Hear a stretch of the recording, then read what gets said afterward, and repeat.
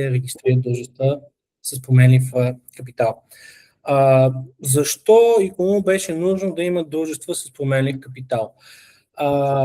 Както всички виждаме, предприемаческите общности и инициативи, изобщо духа на предприемачеството в световен мащаб се развива изключително бързо, което е изключително хубава новина. Аз съм изключително голям радетел, още един път го кажа изключително, ще е за първи път, но съм голям радетел на частната инициатива, на частното предприемачество. Вярвам, че това е истината за постигане на прогрес, както за обществото, така и на личностно ниво. Преди факт, че в България до този момент беше доста трудно да се организира по този начин стартъп, както се прави примерно в Щатите, и там знаем, че те са ненадминати по възможностите, които дават от тази гледна точка. Европа, за жалост, изостава доста от заложените стандарти и критерии, които имат зад океана. Като локално решение за България беше представено дружество с променлив капитал, което да се опита, и смятам, че то до голяма степен успява, да отговори адекватно на нуждите на предприемачеството в България, от гледна точка на структуриране, чисто от правна гледна точка на дружество и на корпоративна структура, подходяща за това. Това е ДПК. То се отличава от всички останали дружества в българския правен мир, но същевременно, да кажем така по-разговорно, е успяло да си вземе най-хубавите черти на вече съществуващите дружества. Да, като цяло знам, че повечето от вас са чували за акционерни дружества, за дружества с ограничена отговорност, по-малко сте чували за КДА, за командитни дружества, но това, което основно взима ДПК е гъвкавостта до голяма степен на акционерното дружество и лесния начин, лесния вход, който има в ООД. Не знам, може би да започнем с някои сравнения, Симо, между други правни форми. Мисля, че е много интересно да видим каква е разликата, тъй като аз говоря с някои от хората, които са на вебинара. Тук някои от тях планират учредяване на такова дружество и мисля, че е много релевантно да видим къде и в кои случаи бихме искали да използваме ДПК, в кои случаи използваме ОДАД и къде се котира ДПК от към активности, с които се занимава една фирма, дейности, с които се занимава и в кои случаи ДПК-то е перфектната форма на легална структура в един бизнес. Честно казано, и това не го казвам само за да използвате ДПК или да използвате ДПК-БГ, но независимо към кой ще ви помогне по този път, аз ви съветвам да регистрирате ДПК, защото това е, независимо с какво ще се занимавате, най-лесния и прекия път към корпоративна структура. Единствените ограничения, които има, са в размера на капитал, по-скоро на капитала и на активите, които могат да бъдат собственост на компанията. Те са ограничени до 4 милиона лева или еквивалента в евро в момента е... Вече няма лева. Да, еквивалента, не мога сега да го сметна на прима виста, но... 2 милиона евро. Около 2 милиона евро, да кажем, да. Първоначално идеята беше да бъде доста по-сериозен прага, именно 19 милиона лева, което щеше на практика да обезпечи всеки един бизнес до много по-късна фаза от неговото развитие, но в последствие беше решено, че все пак ще бъде предназначена тая права форма предимно за стартиращи бизнеси, за малки бизнеси и беше сложен този праг от 4 милиона лева. В момента, да кажем, приблизително approximately 2 милиона евро. И другото ограничение е в броя на служителите, който е ограничен до 50. И пак с същата изходна позиция, че по-скоро тук става въпрос за стартиращи бизнеси и за бизнеси, които все още градят своите екипи. Изключение на тези, да. 50 служители, но колко възможно е по-голям брой инвеститори, които да са част от самата структура, чисто като съдружници. Като няма ограничение в броя на съдружниците по никакъв начин. Включително няма ограничение, понеже това е въпрос, който често получаваме, от гледна точка на националността на съдружниците.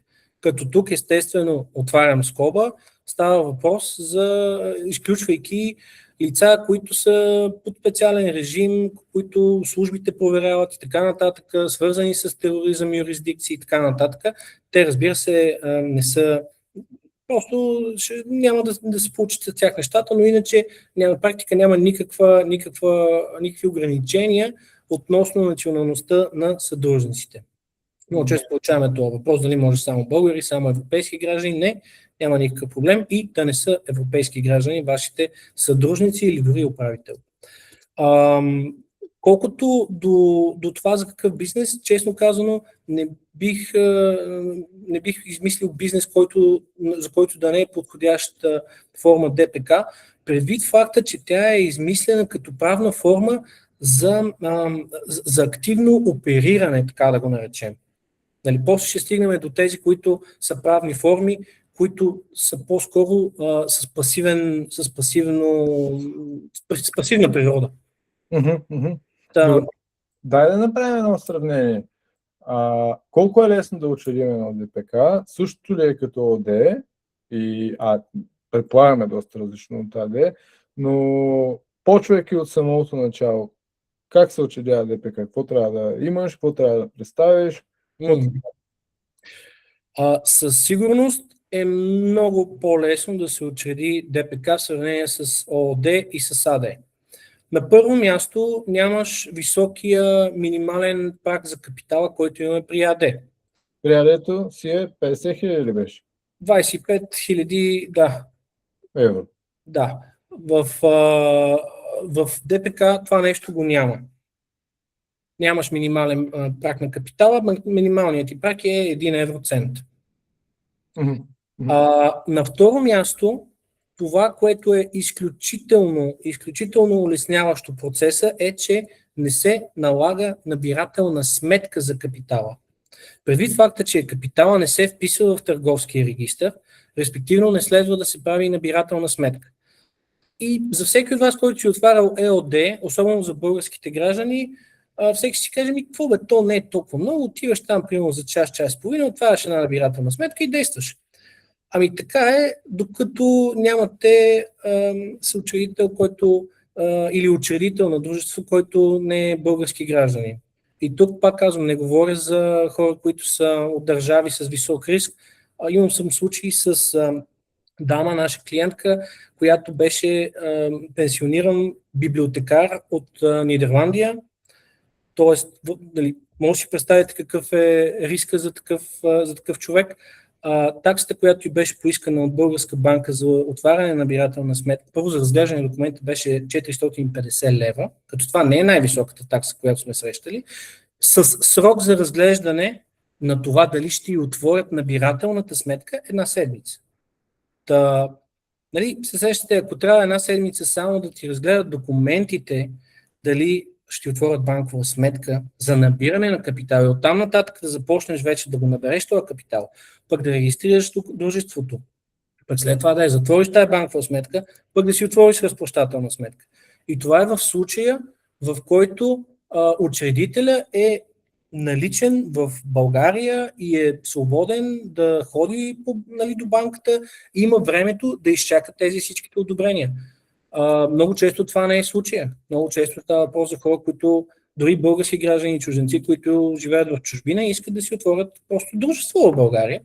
И това става доста трудно заради тази бариера, именно набирателната сметка. Тя е доста сериозен проблем. Въпреки че има решения вече и в тази насока, имаме партньори, които предлагат онлайн отваряне на набирателни сметки, но все пак това си остава една бариера. При ДПК това нещо го няма. Следващото място, колкото до пакет от документи, за да го регистрирате, той е стандартен по търговския закон, изготвят се нужните документи, от които най-важният естествено е Articles of Association, дружествения договор или съответно учредителния акт, ако е еднолично дружество.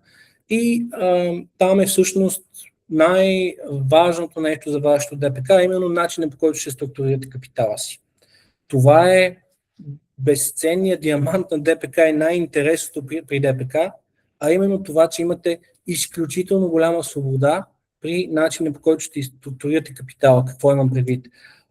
На първо място, увеличаването и намаляването на капитала е изключително свободно. Можете да го правите по усмотрение на общо събрание или на фаундъра.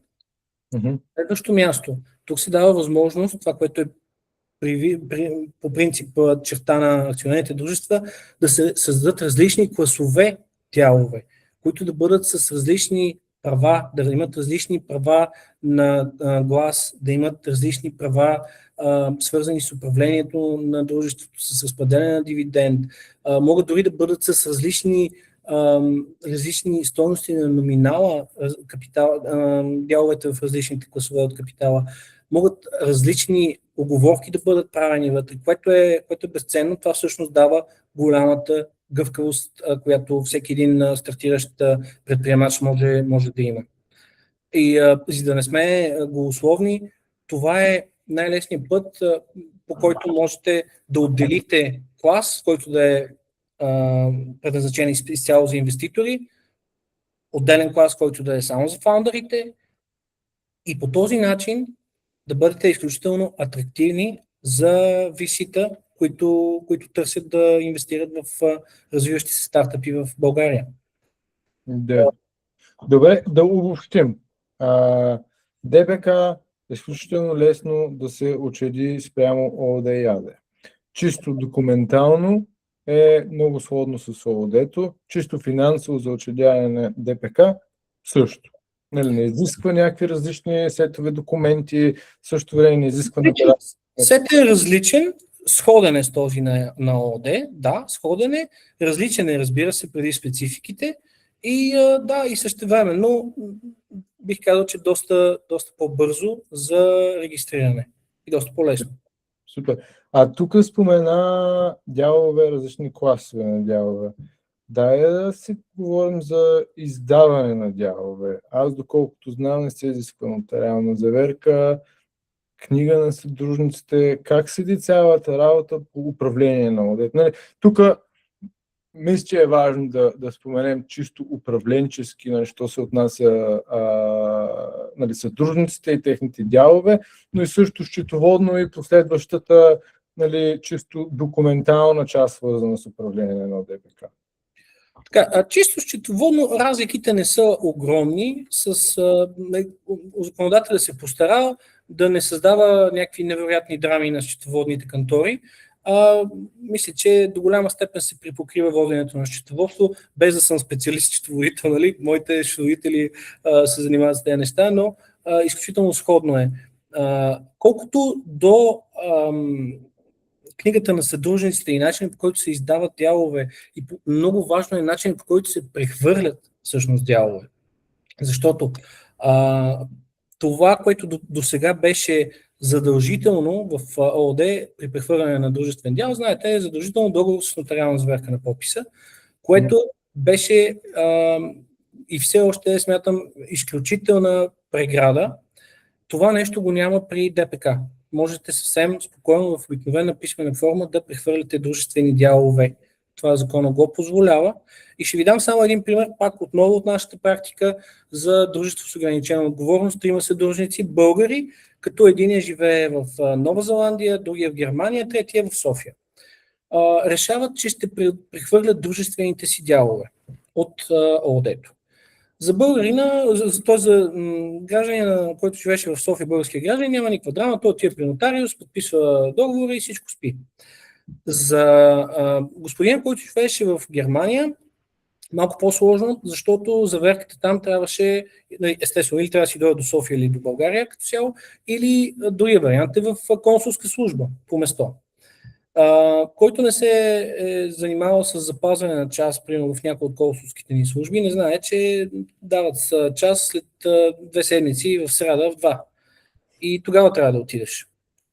А за господина, който живеше в Нова Зеландия, беше изключително... Аз все още не мога да повярвам, че той се нави на това, защото в Нова Зеландия нямаме посолство.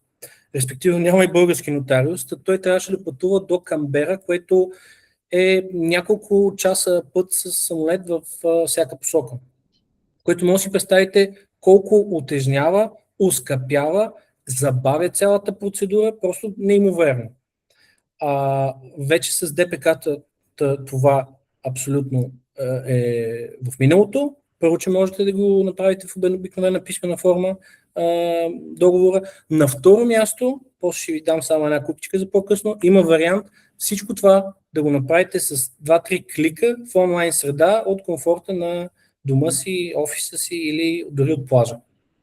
Но, за трето нещо, което каза книгата на съдружниците, всъщност, предвид факта, че съдружниците не се посочват по партидата, не се вписват в търговски регистър за всяко ДПК, нещо, което е важно като документ да се води от управителния орган на всяко едно дружество с променлив капитал, това е книгата на съдружниците. Де факто в нея се описват всичките движения, увеличаването на капитала, издаването на нови дялове, лицата, които са поели новите дялове или от които са придобити, движенията между съдружниците или трети лица и в последствие изключително важно е този документ да бъде надлежно воден, защото последствие той трябва ще ви служи пред банките, пред институции държавни и така нататък. Ако не е воден коректно, естествено това ще доведе до респективно затруднения най-малкото с институциите. Кой я води тази книга и съдружниците имате доста постоянен до нея? Управителният орган я води, в случая може да е управител или съответно управителен съвет. Зависи как е структурирано самото дружество и колко човека са, как е организирана, разбира се, управителната функция там. Публично достояние ли е към другите съдружници? Всеки може да се види, другите съдружници и така нататък и така нататък. Закона, задължава управителния орган да дава информация за това нещо. Разбира се, обаче, тук не се дава от законодателя форма, в която трябва да се води. Естествено, трябва да е писмена, но не се дава някаква форма, в която задължително трябва да се води. Тоест, може да бъде от вашето малко черно тефтерче, което държите в джоба си, до някакво далеч по-интелигентно решение. Разликата е, че черното тефтерче, което или ако е изобщо на хартиен носител, имате представа какви са затрудненията с достъпа до него. Също кукичка за по-нататък има вариант всичко това да бъде онлайн, 24 часа достъпно и да може с един логин да видите към момента какво се случва и какво е разпределението на дружествените дялове и кои са ви съдружниците в момента. Добре, в търговския регистър кой се вписва като собственик на това дружество? Предвид променливия капитал на едно такова ДПК, като влезе в търговския, кой ще е като собственик? Собственика по самата партида на дружеството не се вписва. Там се вписва управителя.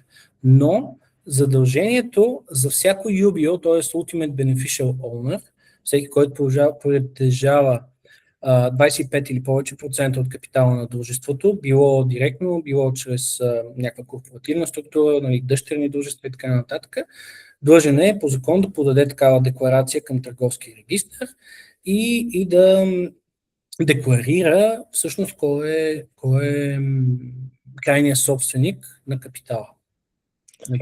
Ние утре учредяваме дружество с 4 човека.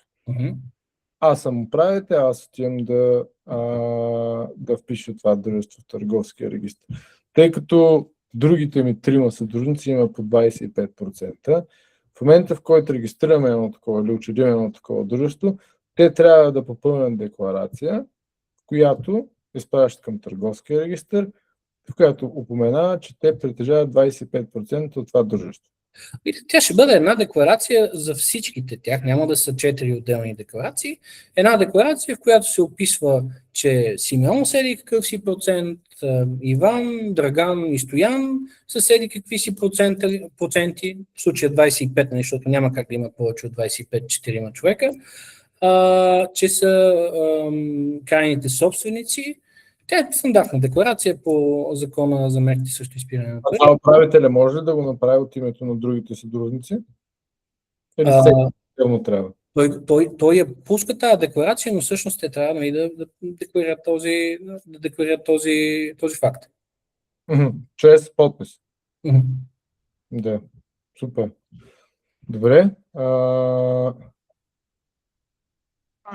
Тъй като... Вада, някакъв въпрос имаш?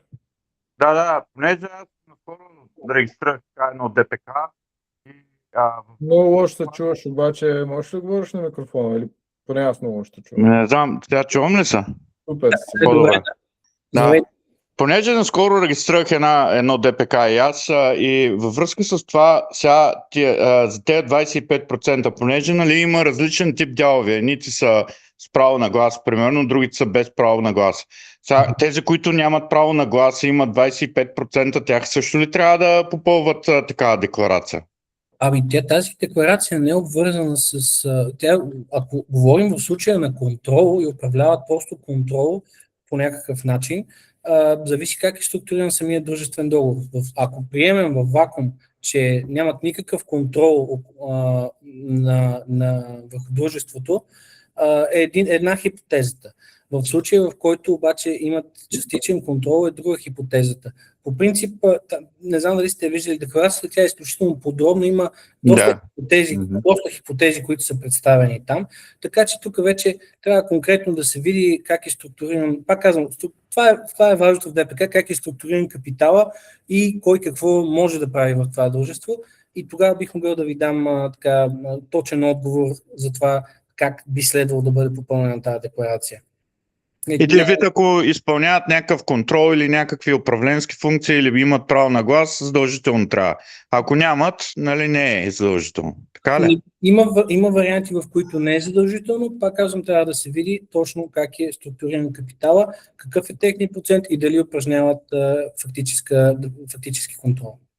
А те искат и тая декларация нотариално да се заверява?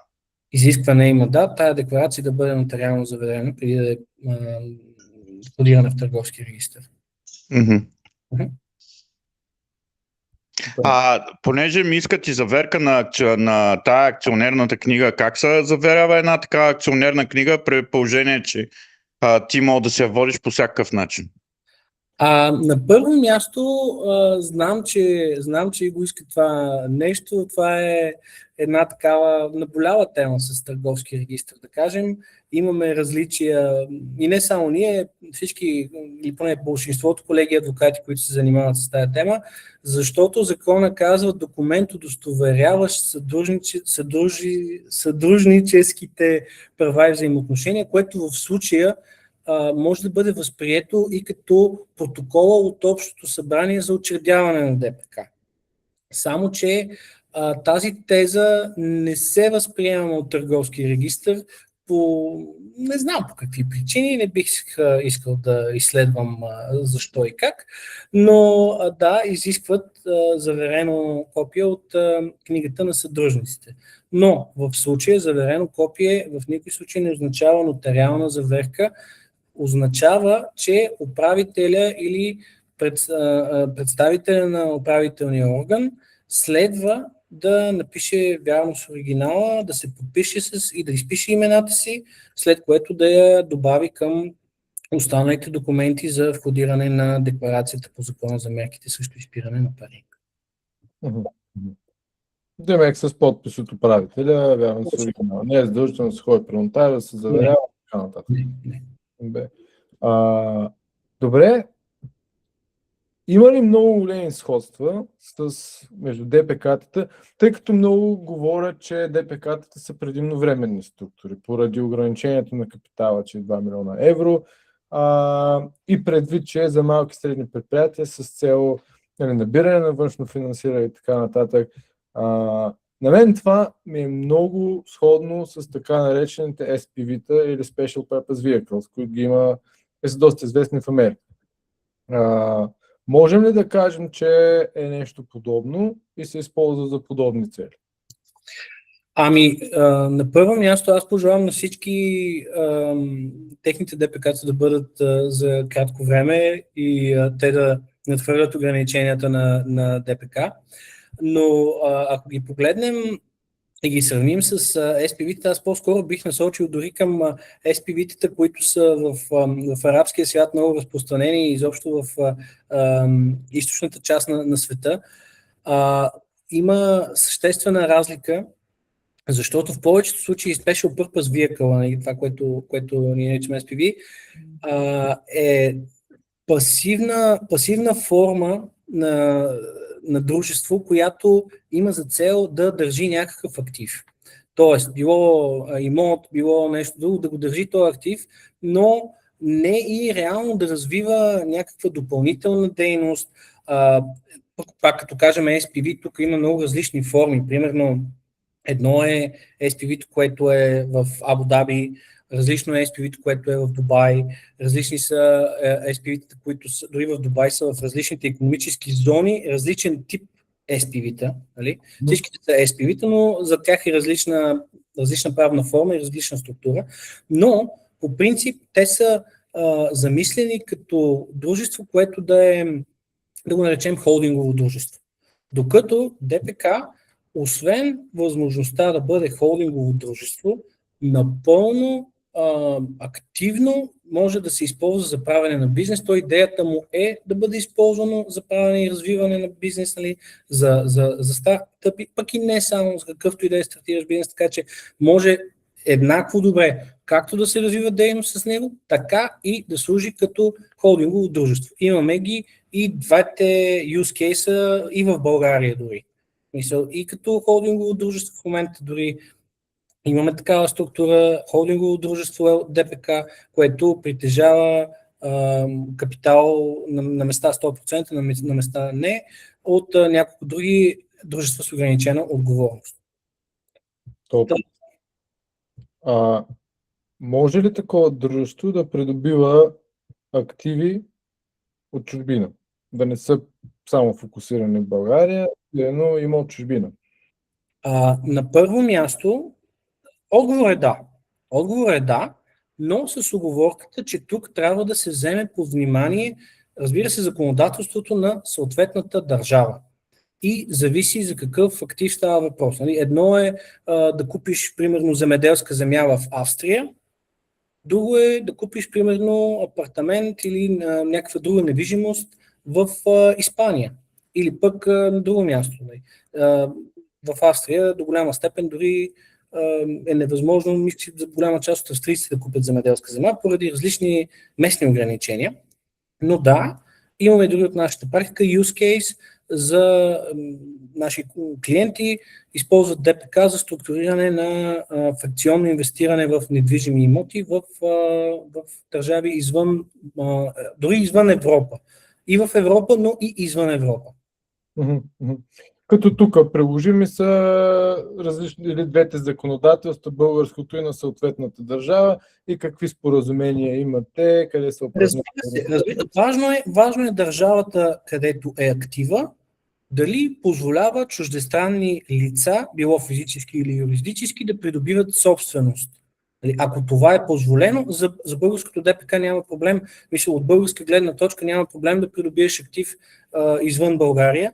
Въпросът е, винаги е това, въпросът е дали местното законодателство на другата страна го позволява. Това е случай и с България. Нали? За да придобиеш земеделска земя в България, има съответни изисквания, независимо, че сме част от Европейския съюз и сме ратифицирали всичките спогодби, все още знаете, че придобиването на земеделска земя от чужденци е на практика невъзможно.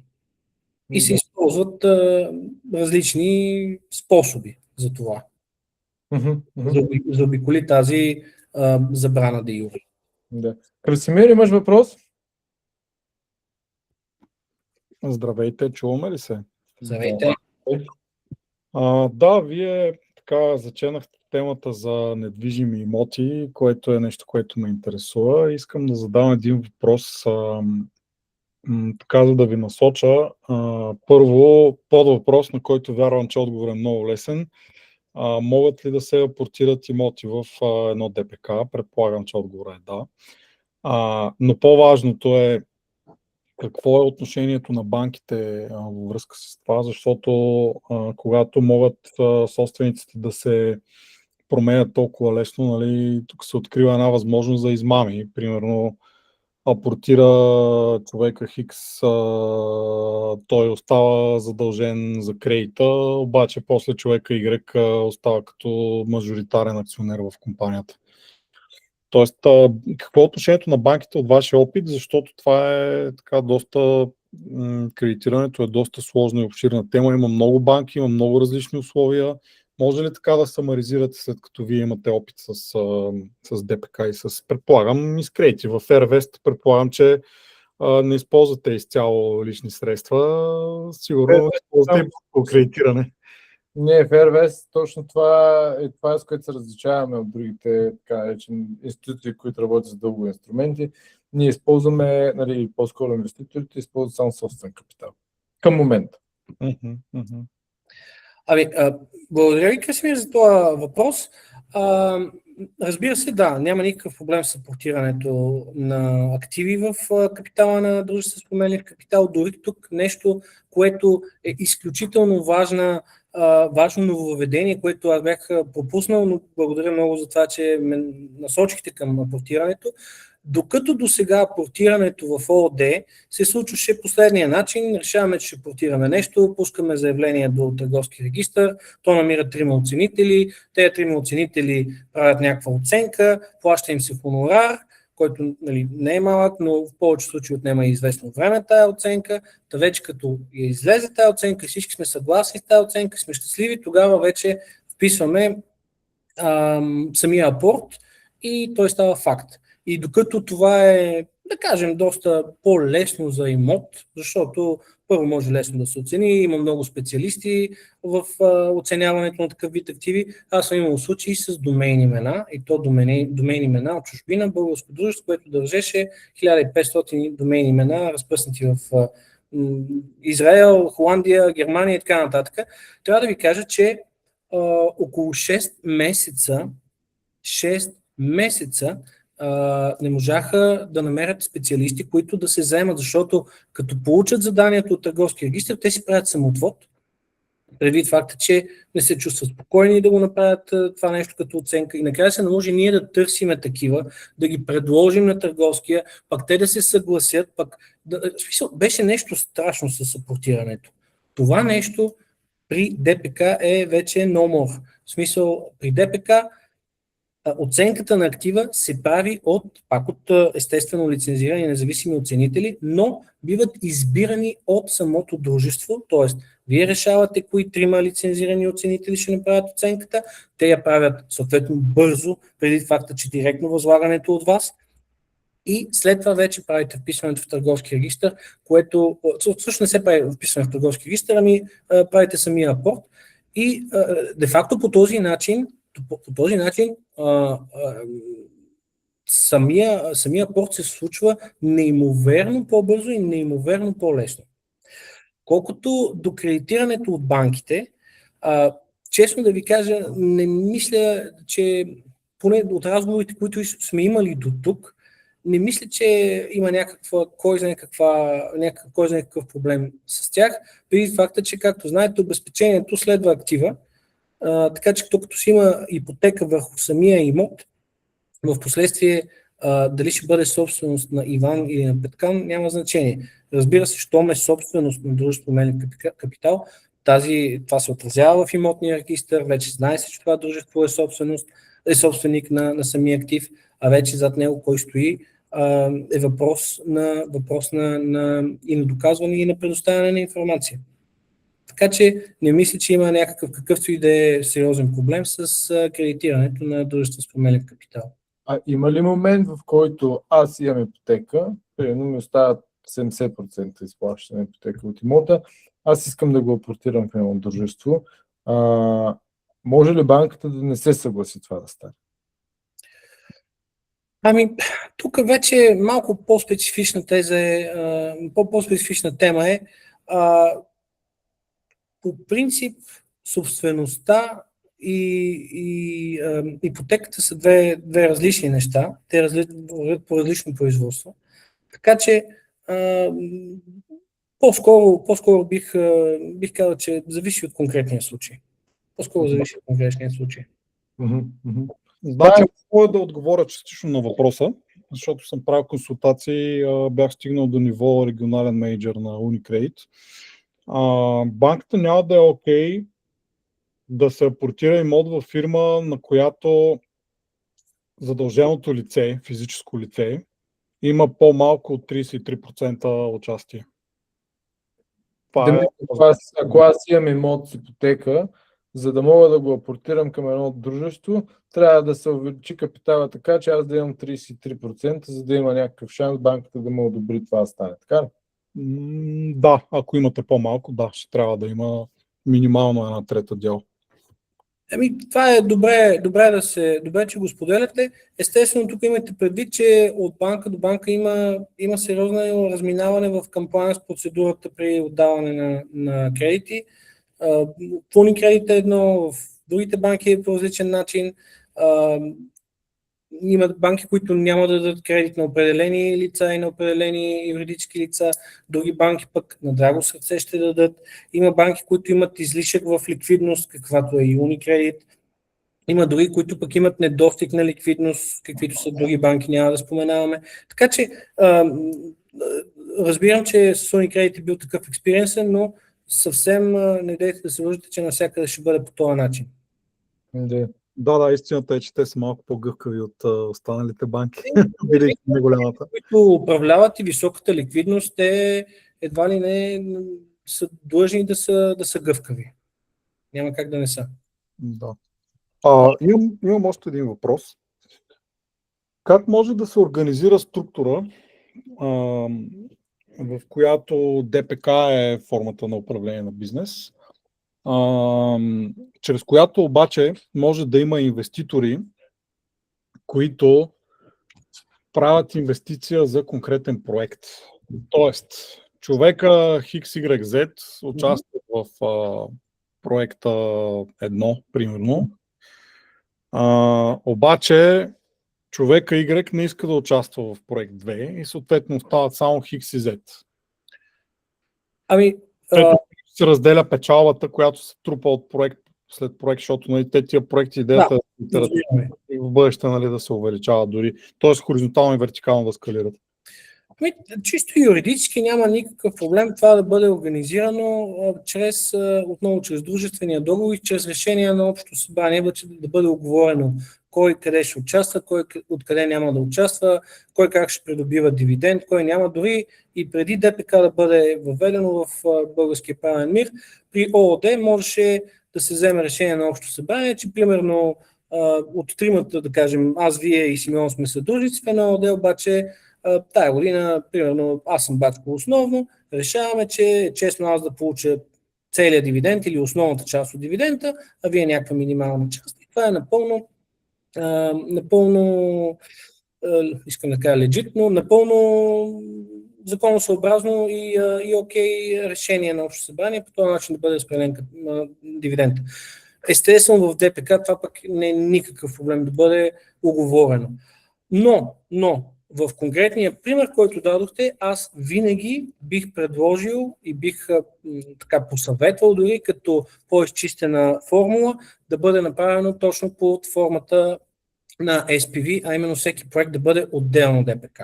Това е най-чисто. Не, че е невъзможно да бъде направено и с едно дружество, не, че е нелегално, не, че е кой знае колко сложно, не, но винаги винаги най-простия и straightforward начина е този да бъдат в отделни дружества разделени и там наистина да работят като SPV-та.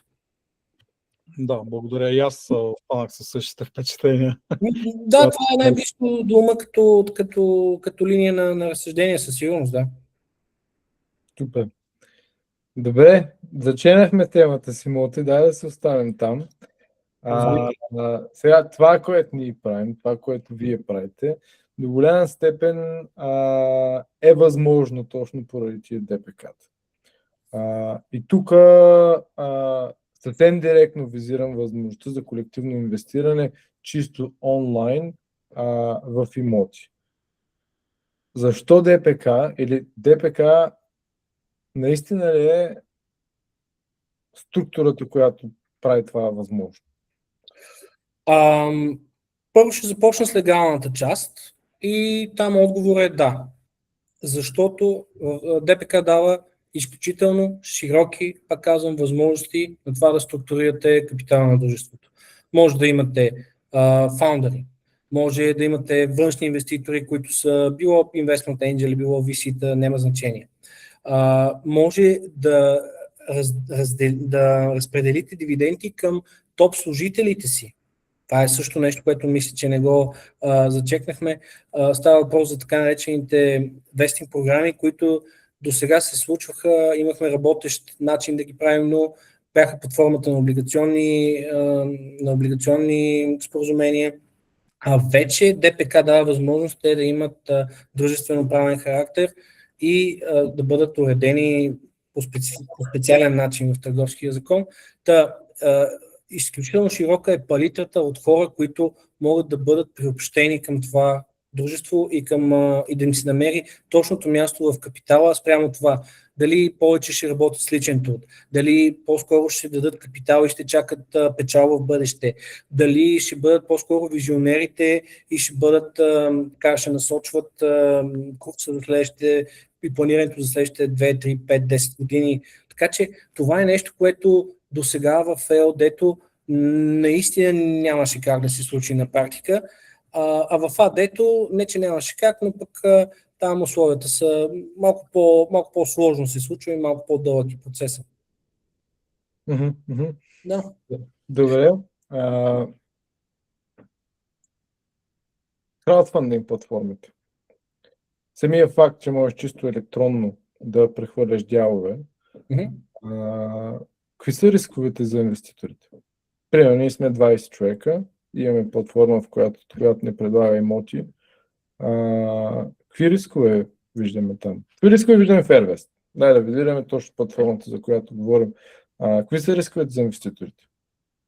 Честно казано, рисковете за инвеститорите не са по-различни от това дали биха инвестирали по някакъв друг начин, дори бих казал, че е по-минимизиран риска в случая, защото единствено пазара е риска, който всички естествено, който независимо къде инвестира, това е неговия риск, но не мисля, че по някакъв начин е завишен риска, дори бих казал, че е минимизиран в случая риск.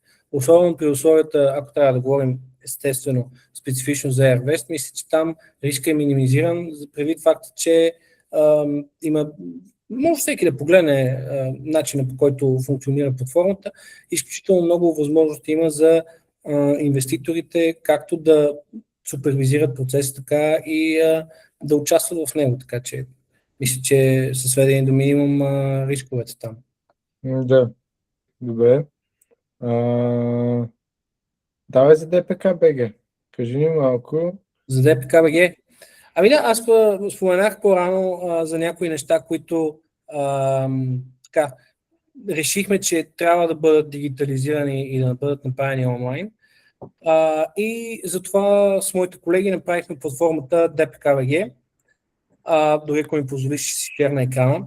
Да, давай. Само да си влезна обаче в профила. Значи ДПК БГ ти позволява, веднъж щом се учиш в дружество ДПК БГ, дружество ДПК, чрез платформата, ти можеш напълно електронно да си контролираш управлението, нали, що се отнася до колко дяла има, що се отнася до служителите, дали имат виртуални опции, дали имат някакви дивиденти и така нататък. Кой колко има. Всичко това е възможно през платформата ДПК БГ. Да, напълно си прав, само че не мога да шервам екран. Дали може да ми го пусне само като такова? Аз ще започна от началото. Всяко дружество с променлив капитал задължително трябва да води книга на съдружниците. И както Симо каза, какъв е начинът, когато си съдружник в такова дружество, да следиш какво се случва, защото ако ние, примерно всичките 30-40 човека сме съдружници, ние можем да си прехвърляме дялове помежду си, може евентуално, ако е предвидено в дружествения договор, може да прехвърляме и на трети лица. И аз лично бих искал да знам във всеки един момент точно как е разпределен капитала на моето дружество и аз всъщност какъв процент притежавам, кои са моите съдружници. И да, това може да бъде правилно на хартия, но ние решихме, че много по-адекватно е в 2026 година това да се случва онлайн и с един най-обикновен естествено юзърски акаунт да може всеки да влезе по всяко време и да види кои са неговите съдружници. Сега ще си шерна екрана, за да ви покажа как изглежда нашата платформа, какви решения сме вземали. Надявам се, че виждате вече всички. Да. Това е нашата платформа. Само си прибери там да не се вижда от камера, че ти закрива половината екран. Да. Така. Май го щупих. Не. Да. Няма да излезеш, ако не тиснеш. Няма ли? Не. Добре. По този начин изглежда платформата ни, като изключително сме се старали интуитивно да изглежда. Тук е едно дружество. Как изглежда, ако имаме едно дружество? Ами да. Ето това примерно е действително дружество. Влязъл съм в моя управителски профил. Мога да се изключи като управител, мога да изтрия дружеството. Естествено, платформата не е от търговския регистър. И едно от най-важните неща е книгата на съдружниците. Книгата на съдружниците във всеки един момент аз мога да видя, че заедно с Гергана Димитрова, с GMP Consult сме съдружници, колко дяла имам аз. Мога да издам удостоверение, което също е важно по закон, е задължение да издават. Това е като сертификата, който ти гарантира, че ти реално имаш дял в тази фирма, нали така? Точно така. Изключително лесно и интуитивно се добавя нов съдружник. Всички тези реквизити са реквизитите по закон. Опитали сме се да обхванем абсолютно всички възможности за право на глас, за класове на дялове, за паричен и непаричен вид на вноската и така нататък. Общо всичко, което може и закона изисква на първо място. Има история за това какво се е случвало и как е била редактирана, т.е. кой е бил добавен, кой е бил махан, кой как са му се движили дяловете и накрая получавате извлечение от книга на съдружниците. Това нещо спокойно с един електронен подпис го подписвате и е вашия документ, който да използвате пред банката и пред институциите в България. Проверено, няма никакъв проблем, работи. На следващо място е възможността за управляване на дял. Направили сме го изключително лесно. Избирам човека, на когото искам. Може да не е от съдружниците, може да е трето лице. Тогава го поканим с неговия имейл. Искам да им продам 100 дяла. Продажната цена ще бъде 1000 евро. Сделката се случила във Варна. Само Варна. И прехвърлям моите дялове. Веднага се генерира договор за продажба на дружествените дялове, който има всички изисквания по закон и в момента, в който дам изпрати за потвърждение, тя ще получи на нейния имейл документа. В момента, в който го одобри и се съгласи с него, връща се при мен, подписвам го с електронен подпис, тя го подписва с електронен подпис. Този електронен подпис е интегриран в платформата, предоставен е от наш партньор, който е сертифициран доставчик на електронни удостоверителни услуги и по този начин, буквално в рамките на 4-5 минути, 10, двете страни получават на имейла си електронен документ, подписан електронно от двете страни. И вече са си прехвърлили дружествените дялове. Няма ходене до нотариус, няма ходене до посолство, няма 6 часа пътуване до Канбера, няма го това нещо. Разбира се, няма никакъв проблем този документ, ако искате да го подпишете с вашия си кеп, може да си го изтеглите и да го подпишете с вашия си кеп, разбира се. Но ако вие или вашия съдружник няма кеп на разположение, не се притеснявайте, просто идвате тук, изпращате му го, след като той го потвърди, двете страни подписват договора в пространство за облачно подписване и сделката се случва. И това е и на български, и на английски. Да ме каза, ако има инвеститор от чужбина, той иска да ми пусне пари срещу дялове, да му прати този договор. Разбира се, да, можете да го направите и на английски. Никакъв проблем. Чакайте се върна само пак на българската част. Общо събрание е другото нещо, което е нововъведение. Защо? Защото не знам на колко от вас ви се е налагало да висите в общи събрания. Аз бил съм в общи събрания и в качеството си на съдружник, и в качеството си като адвокат на упълномощено лице, представлявайки съдружник.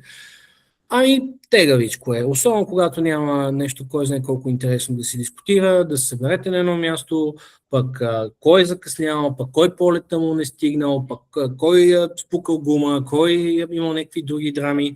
Да, не е най-приятното нещо и за мен доста често излишно загубено време представлява.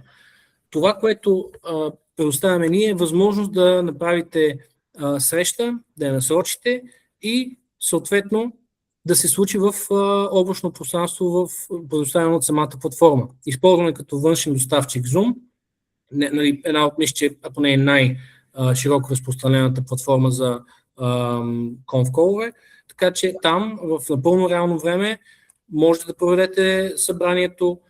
Самата покана се подписва с електронен подпис, последствие протокола от общо събрание също се подписва с електронен подпис, така че е абсолютно според буквата на закона и може да представлява, можете да го използвате в последствие както за истинност, така и с доказателствена сила. Така че тези три основни елемента са нещо, което предлагаме, за да може управлението на ДПК да бъде лесно, да бъде онлайн, да бъде интуитивно и да бъде наистина всеки да го прави от смарт устройството си, независимо какво е то. Разбира се, предоставяме доста голямо пространство за качване на файлове. Това нещо, лично аз широко не бих казал рекламирам, но по-скоро насърчавам нашите клиенти да го правят, защото в последствие това нещо ще прерасне в due diligence модул, а именно в момента, в който вие сте започнали някакъв стартъп, вървят ви нещата, имате тук всички документи и когато дойде външния инвеститор, първото нещо естествено е да се направи due diligence. И вместо да се наложи да платите 5, 6, 8, 10к на Ernst & Young или на някои от другите големи аудиторски компании, като му предоставите един елементарен достъп до тези документи, той с неговия екип от юристи и счетоводители може да си направи due diligence, да види какво е тереджето на компанията и много по-бързо на първо място да се случи сделката и финансирането, на второ място да спастите едни много сериозни пари.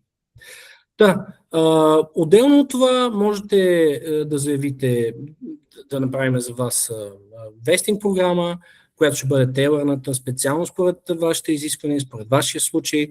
Можете да заявите от тук някаква промяна, примерно в вашето дружество, която да направим. Така че, разбира се, може да направим. Като персонализирана поръчка, свързана с управлението на ДПК. Нали така, не е автоматизиран.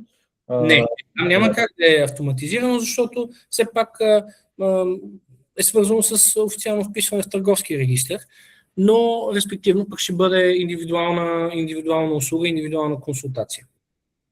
Супер.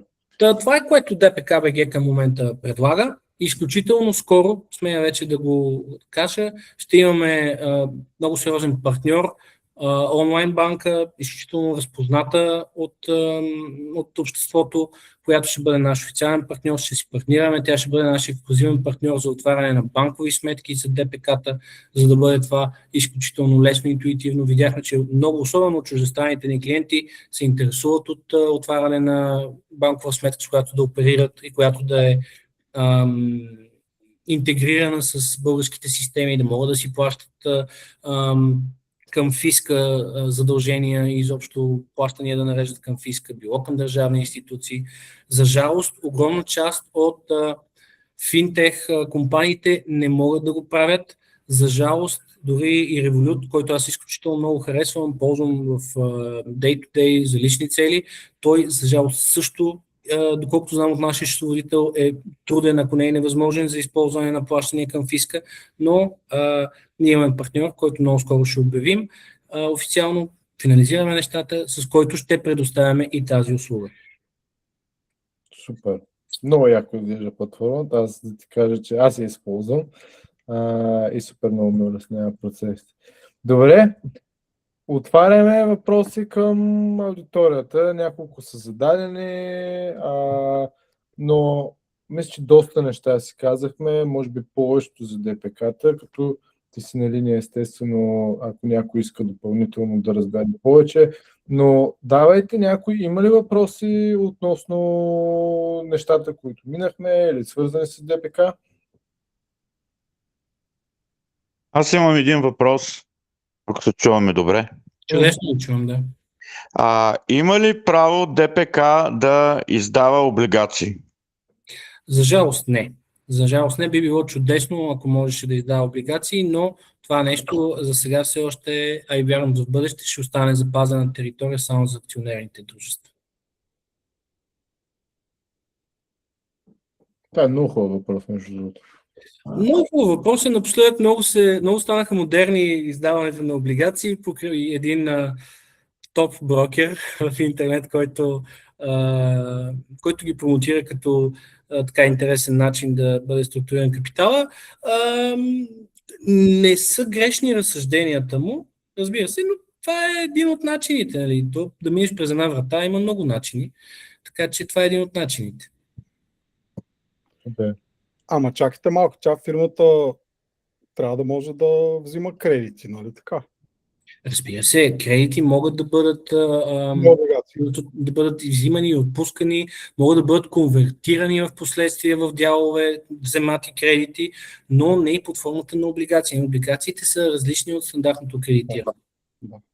Пак биват по своего рода кредитиране на дружеството, но специален вид кредитиране. Нали? Не е стандартния вид, който е с кредит от трето лице. Така че в този си смисъл ДПК не може да издава облигации. Би било чудесно, ако можеше. Лично аз би бил радетел за това, но не. Възможно да се промени или малък шанс? Не мисля. Малък е шанс за това. Бих се надявал да бъде вдигнат прага за активите, които обсъдихме вече. Ако вдигнат примерно към 5 милиона евро или пък 10 милиона евро, мисля, че това ще бъде оптимално. Но за облигациите не мисля, че има възможност това да се промени. Да. Някъде ли въпроси? Някой?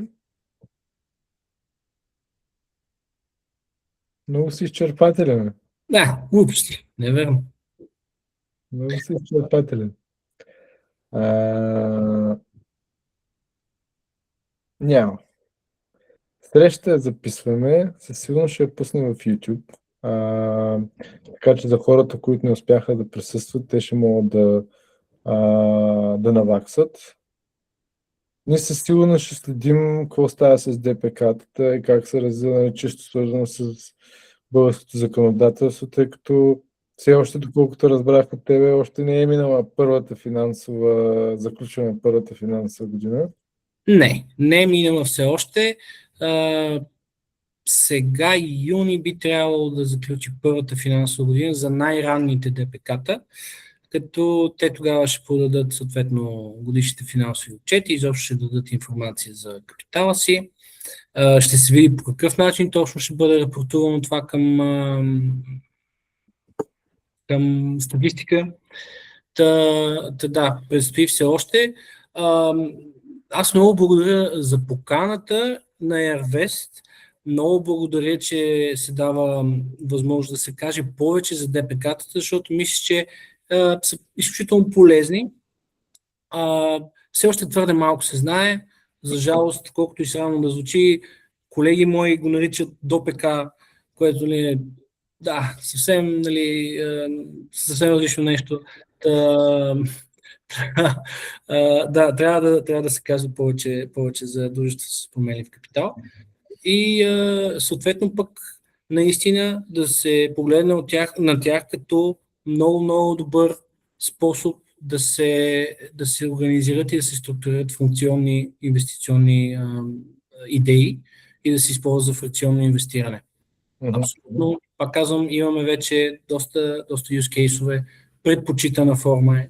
И защото въпреки, че имаме само последна скоба, въпреки, че имаме акционерните дружества с специална инвестиционна цел, които са в България, разпознати, не знам дали имате представа каква е тегавина там, колко ограничения има, предмета на дейност е ограничен, изключително висок праг, 500 000 лева за капитал, задължително трябва да е изплатен капитала преди да се започне каквото и да е. Можете да инвестирате само в изключително ограничен брой дейности, а именно 2 недвижими имоти и дългови активи.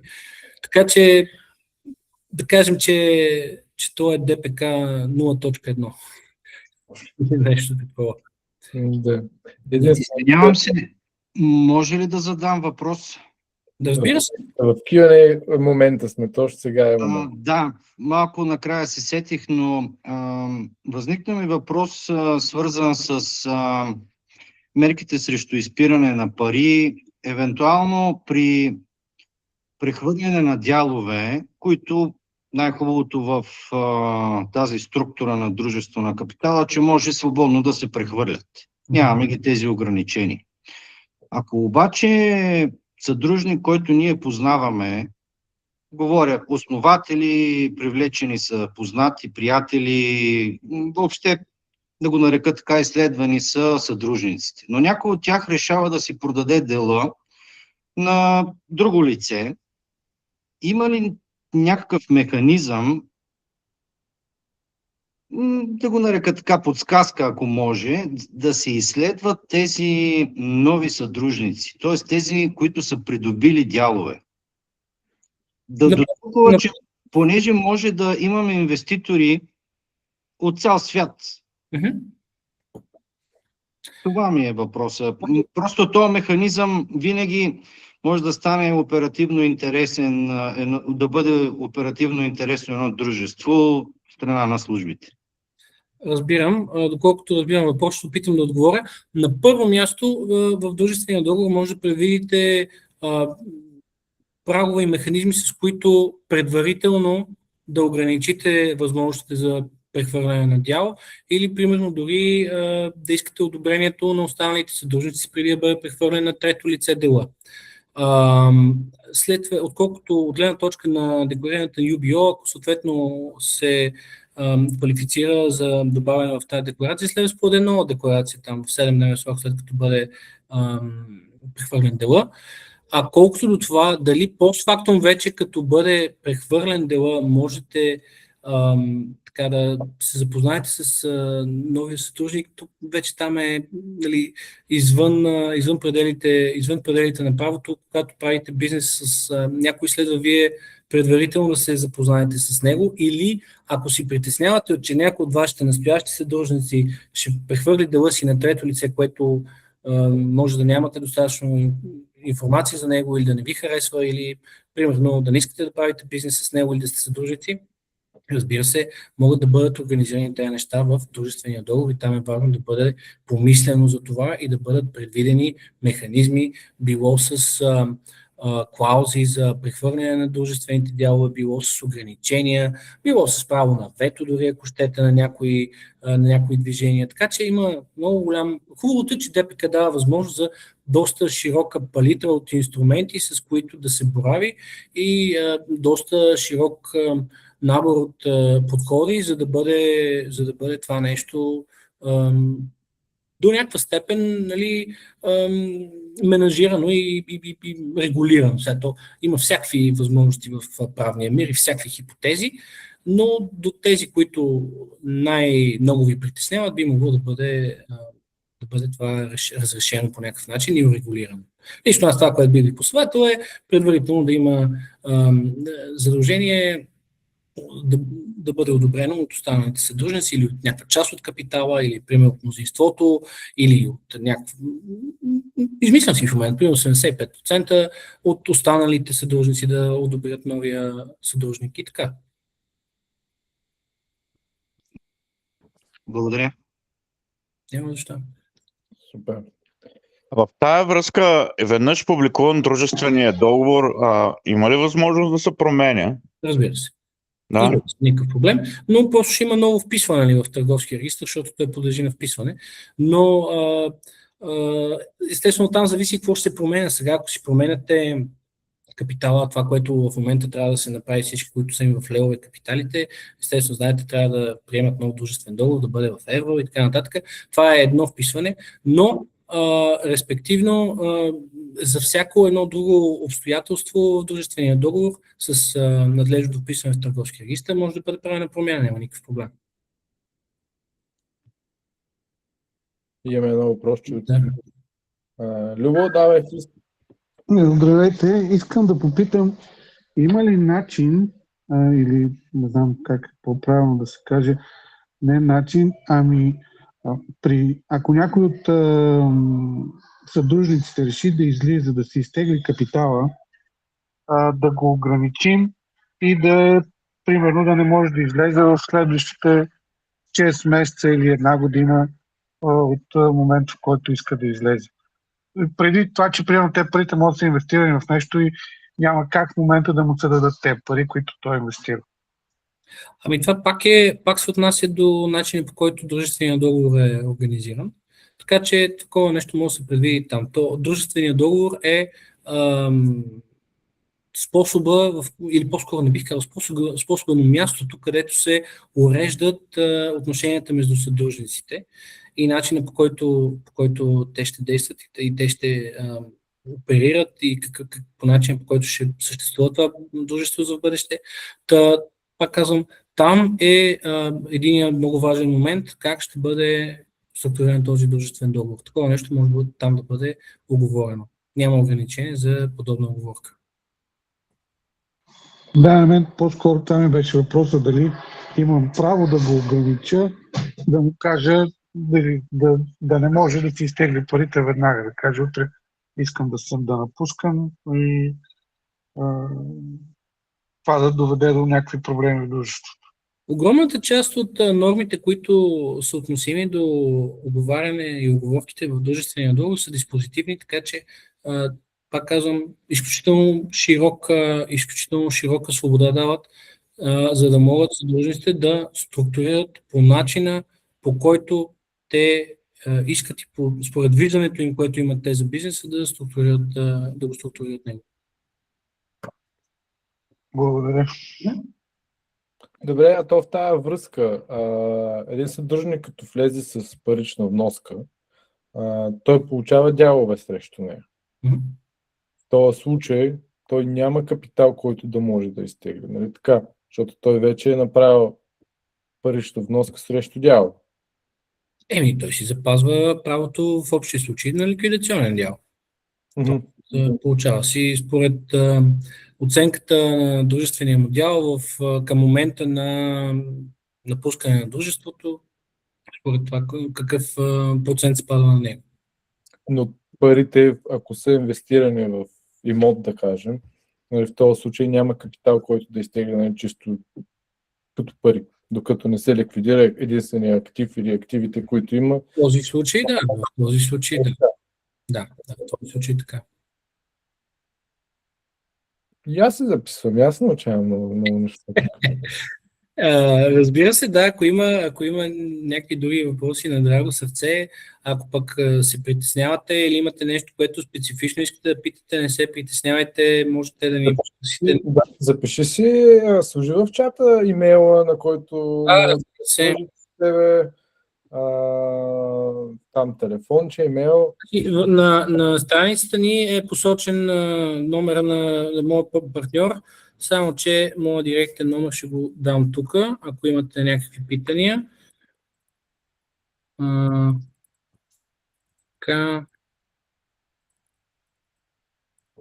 А пък имейла респективно е Лично.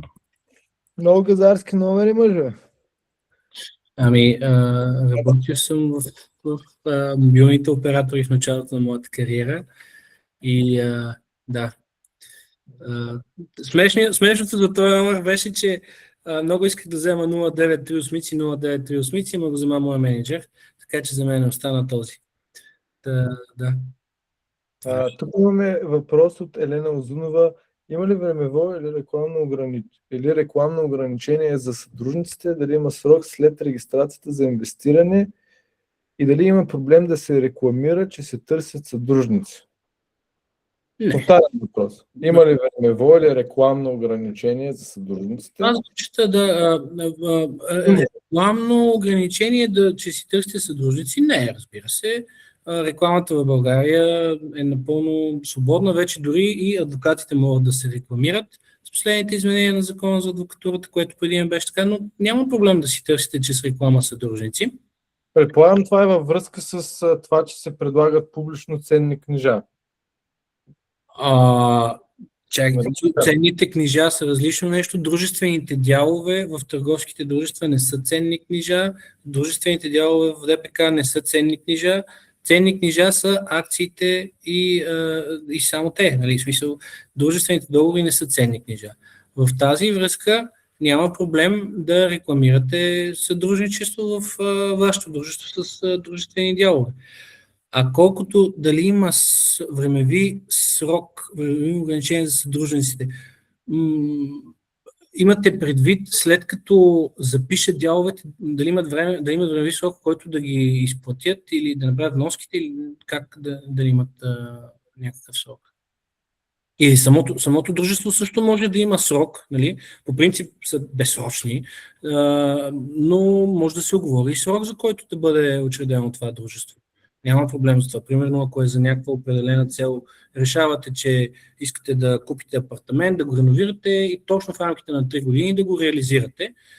Ако ли не, да бъде ликвидирано дружеството, тогава ще ви бъде с респективно този срок дружеството. Няма проблем да бъде оговорено, но най-често са безсрочни. А колкото вече до имате ли времево ограничение? Времево ограничение няма какво. Можете по всяко време да станете съдружник. Стига дружествения договор да го позволява, няма никакъв проблем. Мисля, че ако съм разбрал добре въпроса, това е по него. Да. Ако не си, тя ще пише Елена. Елена имаше номера на момчил по всяко време. Да. Никакъв проблем. Чувствайте се свободна, Елена, да ми се обадите, да ми пишете, няма никаква друга. Добре. Мисля, че нямаме повече въпроси. Ако имате номера и имейла долу в линка. Момчил, изключително много ти благодаря за времето. Мисля, че беше много полезна сесия. Платформата ти е супер и аз лично от името на хората и на екипа в Airvest ти благодаря за работата, която вършиш, свързана с популяризирането на ДПК-тата като легални структури, но и за правенето възможно това да се инвестират колективно в имоти. И със сигурност гледам напред продължаване на работата ни с тебе и с твой екип. От тук нататък направили сме един запис на цялото събитие, ще го пуснем в YouTube и съответно, ако някой има въпроси към тебе, се радвам да могат да се свържат с тебе. И на хората тук също много благодаря за присъствието. И аз искам да благодаря на първо място на нашата аудитория днеска. Благодаря, че бяхте с нас и разбира се специално на тебе, Симо, на Airvest, като наистина едно от интересните, новите, иновативните решения на българския имотен пазар. А вярвам, че скоро не само. Изключително интересна платформа, изключително интересен продукт, изключително професионално се работи и за мен е голяма радост да работя заедно с вас. Много ти благодаря. Добре, тръгваме се към приключване. Благодарим ви много на всички, пожелаваме ви лека вечер и поддържаме връзка като едно голямо общество. Страхотна вечер ви желая и до нови срещи. Благодаря. Да, момче, благодаря.